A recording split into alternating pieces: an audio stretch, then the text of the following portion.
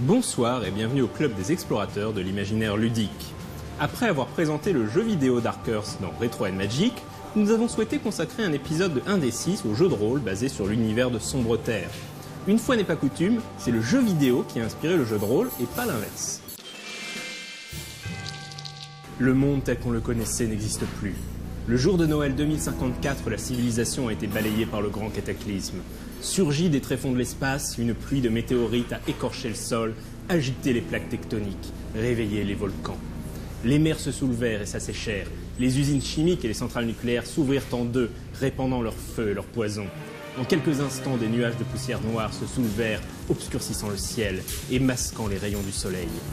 Sur une terre violentée et dévastée descendirent le froid et la mort, tandis que commençait un long hiver. Dans les rares abris, les survivants humains s'adonnèrent à la barbarie et s'entretuèrent. Mais certains ne perdirent pas espoir. Ils quittèrent les abris pour partir explorer l'obscur, la surface de celle que l'on appelait désormais Sombre Terre. Ils y trouvèrent une géographie bouleversée et des créatures mutantes. Ils furent également confrontés à une substance mystérieuse qu'ils surnommèrent Dark Essence, un fluide mutagène capable de corrompre les hommes et de les changer en créatures des ténèbres. Mais ils trouvèrent également la promesse du salut. En certains points bien précis, la lumière du soleil parvenait à percer la couche de nuages noirs, chassant les ténèbres et leurs prédateurs. Sous ces puits de lumière, les humains bâtirent de nouvelles cités, qu'ils nommèrent Stalites. Une nouvelle civilisation vit le jour, sans mauvais jeu de mots. Et les humains vénéraient désormais un nouveau dieu, le dieu soleil, l'implorant de les protéger de l'obscur. Nous sommes désormais 3 siècles après le grand cataclysme, et seuls quelques sages font perdurer le souvenir de l'avant. Le jeu de rôle Dark Earth propose aux joueurs de prendre part à une quête initiatique et mystique à travers Sombre Terre. Partis du Stalite Phénis, ils entreprendront un grand voyage qui les conduira à découvrir petit à petit les secrets de l'obscur, de l'Arc-Essence et de la Dark Essence. Mais avant d'en arriver là, il faut d'abord créer son alter ego, basé sur le système de caste qui caractérise la société des Stalites.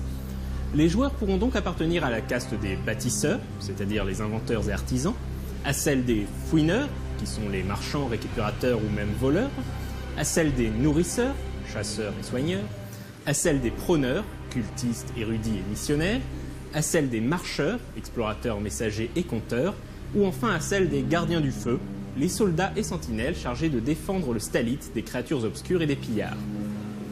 Les personnages seront caractérisés par des capacités, prestance, hargne, agilité, force, résistance, sens et trempe. Certaines de ces capacités pourront être spécialisées. Ces spécialisations s'appellent des talents. Le personnage possède également un score dans diverses aptitudes, arts martiaux, communication, érudition, technique, survie et relations.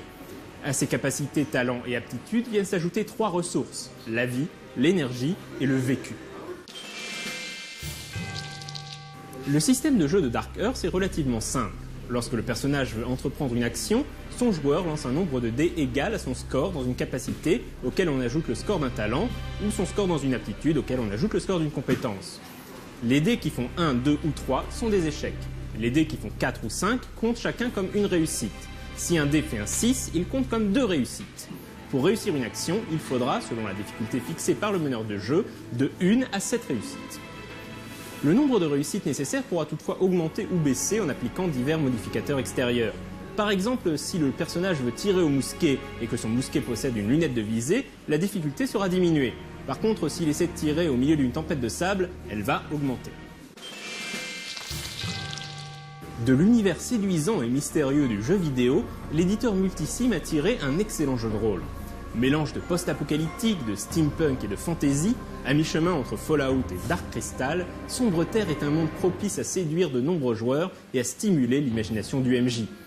Construit autour du principe de quête initiatique, le jeu invite à partir à la découverte de Sombre Terre et à faire la lumière sur ses nombreux mystères, qui ne sont révélés que petit à petit au fil des suppléments. D'ailleurs, une 2e édition du jeu a vu le jour qui se déroule quelques années après l'original et propose une ambiance et des enjeux un peu différents. Impossible de ne pas mentionner également la qualité d'écriture et d'illustration du jeu, sur lequel ont travaillé des pointures comme Fabrice Collin, Mathieu Gabory et Léonidas Vesperini, ainsi que Didier Graffet pour la partie visuelle. Quel dommage que les livrets soient si fragiles, on rêverait d'une nouvelle édition sous forme d'un vrai beau livre. Enfin, pour finir, un remerciement chaleureux à Elmobo, compositeur des musiques du jeu vidéo Darkers, qui nous a généreusement permis d'utiliser son travail dans cette émission, y compris un morceau qui ne fut jamais utilisé dans le jeu à l'époque. Cet homme a décidément la classe. Quant à moi, je vous dis à dans 2 semaines, et d'ici là, jouez bien!